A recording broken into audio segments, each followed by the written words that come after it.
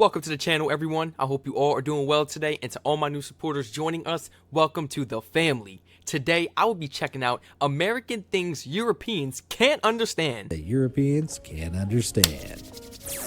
All right, here we go. Sick of commercials. Oh my If you're goodness. a European enjoying a cozy night in on the couch in America, some of the stuff on TV may shock and surprise you. And no, I'm not talking about Keeping Up with the Kardashians. I'm talking about commercials, which arrive so frequently it makes watching TV feel almost unbearable to anyone unaccustomed to it. Seals leaks instantly. Use it on. Especially pharmaceutical commercials, which usually show grumpy men and women turned into smiling, happy people by the product being sold. These are usually followed by an almost comically long list of potential side effects spoken at double speed, like Ambien ad. As well as abnormal behaviors such as being more outgoing or aggressive than normal, confusion, agitation, and hallucinations may occur. Like, what you really need to do is, instead of speeding up the words, what you need to do is speed up the whole video. You guys got adverts in Europe. You guys have adverts that are about 30 seconds tops. 30 seconds tops. Come on now. We got like 1 to 2 minute ad commercials. On to the next after. I'm like, can we get back to the show? You act like this is live. These people are not taking a for real break. There's no need to put this many commercials into it. This ain't YouTube or nothing. This ain't Twitch. You ain't putting no ads. You ain't making no money from this. You not making no money from these commercials. Like, what? It's annoying. It truly is, guys. And that's why I just watch YouTube. I don't even watch regular TV. Netflix and YouTube. Come on now.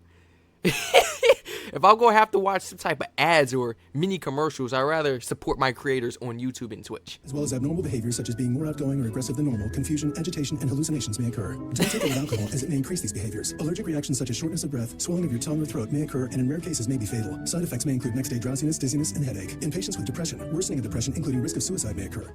These types of direct-to-consumer commercials peddle prescription drugs, which is an advertising standard that was rejected by the European Commission back in 2002. The Commission stated that pharmaceutical companies were unable to provide impartial information on their medicines. If that's the case, why is it practiced in America?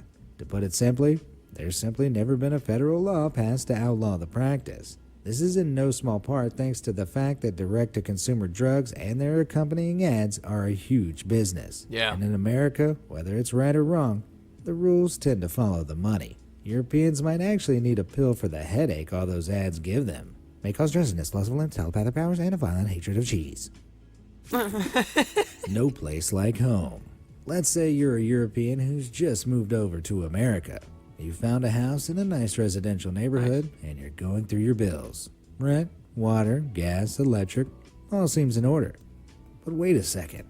What's a Homeowners Association fee? To a native, that's a pretty obvious question. But for Europeans, it's an unwelcome surprise.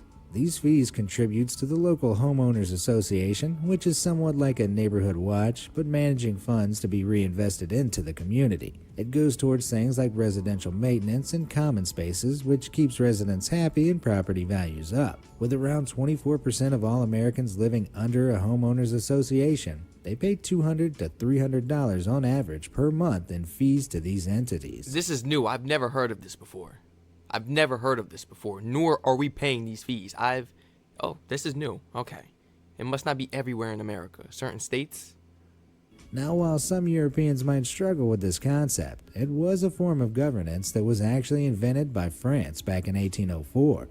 The condominium law was exported to the US, where it became incredibly popular. So, for any European that wants to complain about homeowner regulations and fees, feel free to blame the French. Vacant vacation days. The USA has one of the largest economies in the world. A tremendous economy, in the president's words. But Europeans looking to get into the American world of work are often shocked when it comes to vacation time. US workers are not entitled to mandatory paid vacation at all. Usually, the issue of paid leave is left at the discretion of employers. Yup. And yes, that does include national holidays. Yup. According to research from the U.S. Bureau of Labor Statistics, in 2017, only 77% of American workers had access to paid vacation. Now, the reason that might leave Europeans slack-jawed is because mandatory paid vacation time in Europe starts at 4 weeks. In fact, America is one of the only Western countries where law doesn't enforce companies to give its employees mandatory paid vacation time. I know. Don't believe me? Take a look at this map breaking down mandatory paid vacation time by country. Only the great countries are known not to give paid time off. It's a working culture that undoubtedly favors employers over employees. Americans might want to think about learning Chinese instead, as employers in China must legally offer 5 days of holiday. Although that is after one continuous year of work. Win some, lose some, I guess. That's not bad. 1 year, I mean, now that's kind of bad. I gotta stick it out for 1 year before I get any perks. Forget that. I'm out of here. You got that right. That's why a lot of Americans are going to Europe, going to Australia, even though that is ridiculously far. They're still going to Australia. I'm like, wow.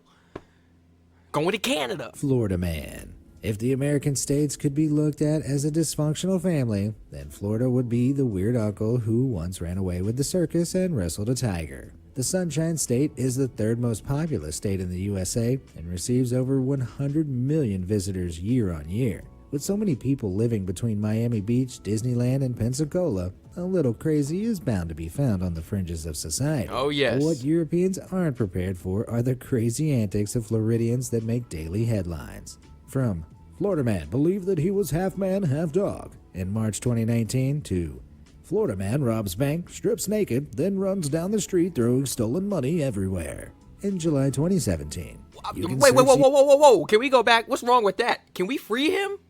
What's his bond? Can we free this man, actually? Because he's doing us justice. I don't know why you locked him up for what. Now, that's the man giving back to the community. In July 2017, you can search the internet for almost any day of the year and find a headline announcing, Florida man has committed an utterly baffling crime. There doesn't seem to be an equivalent for any European countries, although the UK comes close with some of its questionable journalism topics like, Britain's fattest woman ate fridge and died. Let me know the funniest local headlines you've ever seen at stories@bmas.com. VAT trouble. In Europe, like most of the world, tax is built into the price of items in-store and online. So what you see on the tag is what you pay. But Europeans visiting an American store might be left doing a double take at their bill when they reach the register. There is no national sales tax or value-added tax in America. Instead, American taxes differ by jurisdiction, of which there are around 7,000. Differences in these local rates, state taxes, or combined state and local taxes means that final prices for the same item can differ from one street to the next. Yup. For first-time shoppers in the U.S., this unpleasant surprise is a rite of passage that no one asked for. Tipping point. A meal at a restaurant can be a real treat, but Europeans visiting America sometimes stress about the tip. Although tipping anywhere up to 20% seems normal to most Americans, there's no such obligation in Europe. Yeah. Indeed, it's mostly seen as a bonus reward for good service. And in some European countries... Bonus reward? I thought you guys don't tip at all. Like, it's unnecessary. Unneeded for. Like, please do not tip me. Huh?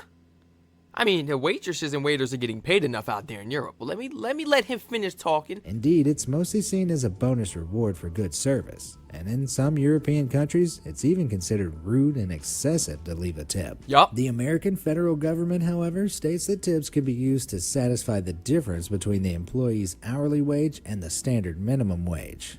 This means food servers, valets, and in-house staff in certain states can be working for a federal wage of just $2.13 per hour, which is about €1.96. So if you're a European visitor to the States, get ready to factor in your tip to the overall price of your meal.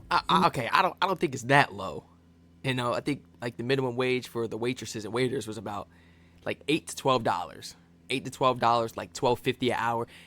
Nothing crazy. It was like $8.50 to $12.50 an hour. Minimum wage has been getting bumped up throughout these previous years, but definitely not in the $2. If that's the case, you need to quit and sue. Being visitor to the States, get ready to factor in your tip to the overall price of your meal. You might well be contributing to a struggling waiter's rent. Yeah. Child beauty pageants. Please tip. If you've ever been unfortunate enough to have watched an episode of Toddlers and Tiaras on TLC, I think you might side with the Europeans on the next matter. Child beauty pageants are common across America and usually consist of dolled up little girls being thrust onto a stage to entertain a crowd of screaming moms. It's truly bizarre. But what's equally strange is how the craze got started. Child pageants originated from American Better Baby contests in the early 20th century. Babies would be scored on characteristics like weight, quality of skin, and face shape, supposedly in the name of helping to educate mothers on best practices for healthy babies. But of course, it wasn't just for education purposes. There were also cash rewards and trophies for top-ranking toddlers. This has slowly devolved into the bedazzled tradition of pushing a child on stage in full makeup and styled hair to do a dance routine for prize money. Although some European countries host similar but smaller events, others like France have gone as far as to ban all such pageants, claiming they're an unhealthy way to treat young girls. They are. Ban all pageants, please. Ban them all. You see, these kids probably don't like their parents. They probably don't like their parents. For real.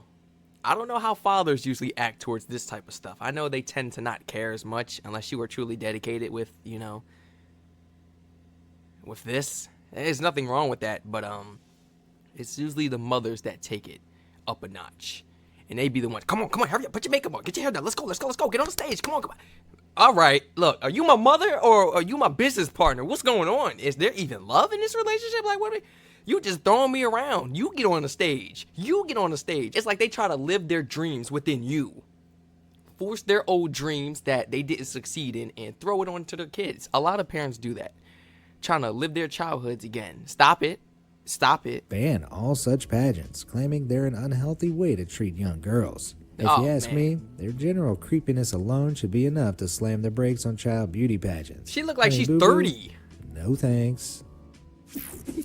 Size is everything. According to an old saying, everything's bigger in Texas. But if you're a European, you'll probably think that about all of America. I was just about to say that. To its people. It's no secret that America has a little bit of a weight problem. 2/3 of American adults classify as overweight, and it's estimated that almost 40% of adults in the U.S. aged 20 and over are obese. Contrasted to Europe, where a survey carried out in 2014 labeled just 15% of adults obese. That's a king-size difference, with a side of fries. The American tendency to overeat might have something to do with portion sizes in the States. A study comparing portions in Paris and Philadelphia revealed food outlet portions were 25% larger in Philly. And a review of 17 different single-serve foods like yogurt and candy bars found that 14 of them were bigger in Philadelphia. While a one-state to one-country comparison doesn't necessarily represent the whole, Europeans on social media often comment on how much bigger everything seems stateside. Have you noticed this difference in portion sizes? Let me know in the comments below. It works out for me. I'm sorry, I eat 5 meals a day plus a shake. It works out for me, man. I told you, I'm trying to bulk, been in that gym, currently 160. From 132 to 160. Come on now. You telling me this ain't doing me justice? I know the other people now. No, look, I'm not talking for everyone. Have you noticed this difference in portion sizes? Let me know in the comments below. I mean, like, how you eat so much? For food puns. Some people are out of control. Oh, sugar. Living in America can really give you a taste for the sweet life, but your teeth won't thank you for it. Why? Well, some American foods and drinks have been found to contain huge amounts of sugar compared to their European equivalents. Some common bread brands contain up to 6 grams of sugar per serving, 6 times the amount found in European counterparts. But it doesn't end there. We're eating cake. Taking a look at Pizza Hut's sugar content reveals most of their stateside pizzas have close to double the amount of sugar per slice as European versions. And in Starbucks, a UK venti white chocolate mocha will contain 62.4 grams of sugar. But in America, that shoots up to 72 grams. I've heard of sweetening the deal, but any Europeans making the trip across the Atlantic might leave suffering from the toothache.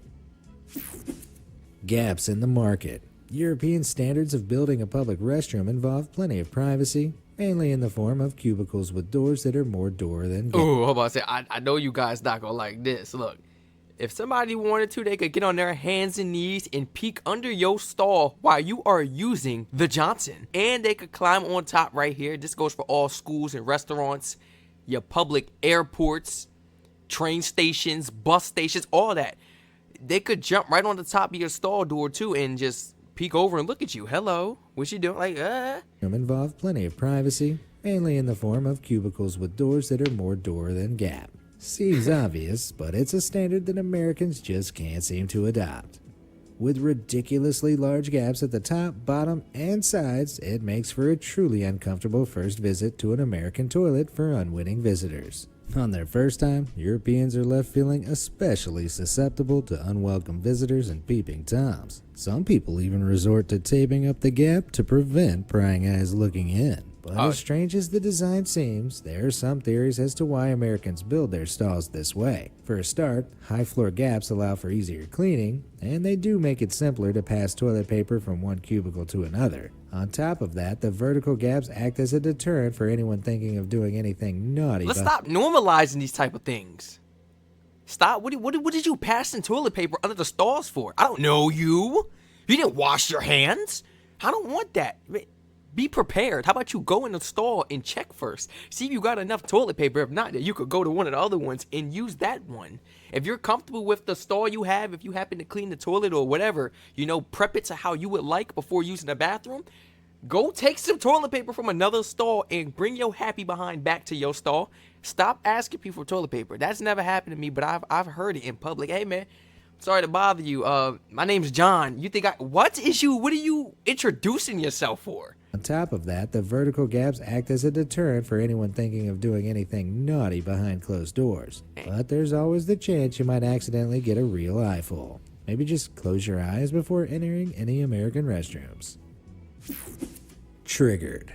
It strikes many Europeans as a bit odd that in America you can pick up your groceries from one aisle of a store and a gun from another. Indeed, you can buy guns over the counter in places like Walmart, and ammo can be found in pharmacies. But seeing as guns are still legal in many parts of Europe, and ammo can be found in pharmacies. But seeing as guns are still legal in many parts of Europe, what is it that Europeans find weird about the gun-loving, rifle-wielding, Second Amendment-touting American citizen? It might have something to do with America's gun-related death rate, seeing as per capita, there were 12 gun-related deaths for every 100,000 people in America in 2017. Very few European countries exceed 3 gun-related deaths per 100,000 people, and none even come close to America's 12 per 100,000. The causes of the problem are fiercely debated, but it might have something to do with how easy it is to buy a gun. Background checks are usually carried out, but a research survey from Harvard in 2015 estimated that a third of American gun owners have purchased a firearm without a background check. In Europe, many countries like Austria and Germany require would-be gun owners to go through a rigorous 7-step procedure before owning a gun. High-caliber handguns are outright banned in the UK, and many categories of semi-automatic weapons are illegal to own across Europe. It's simply much harder to legally purchase a gun in Europe than it is in the US, which I'm sure is a trigger point for some. Man, we got 13-year-olds with switches, P90s, Dracos, AKs, shotguns, regular handguns, revolvers, bombs. Oh my gosh, melee weapons. We got it all. It don't matter the age either. It does not matter the age. We got that YN stereotype running around over here in the US. That's a real stereotype. You better leave them alone because they packing. Did you get your license? Where'd you get that from? That's the military. That is from the military. Where'd you get that from? How do you have that tucked in your pants? It's truly incredible, and it amazes me seeing people in public, and I could just tell. I could just tell by how your shirt pokes or how you're walking that you have something on you. I'm not dumb. Oh, I'm not one of those. I can tell. And I'm staying away from you. No, because I don't know what you got on your mind. That's why I be saying, if you guys enjoyed this amazing video just as much as myself, feel free to like, comment, subscribe, and turn all post notifications on. Feel free to share this video and channel to your friends and family members. And please continue to flood my comment section and suggestion link in the description down below if you would like to recommend some more of these phenomenal videos for me to check out. Once again, everyone, stay safe, enjoy the weather, and I hope to catch you all in the next reaction video. Let me know in the comment section down below how you felt about these confusing things about America. How do you feel about them, man? And what are some things that you would change right away if you had the power to? That was a horrible snap. That's because I got the lotion on my fingers. I can't even snap, man. Stay safe. I'll catch you guys in the next one.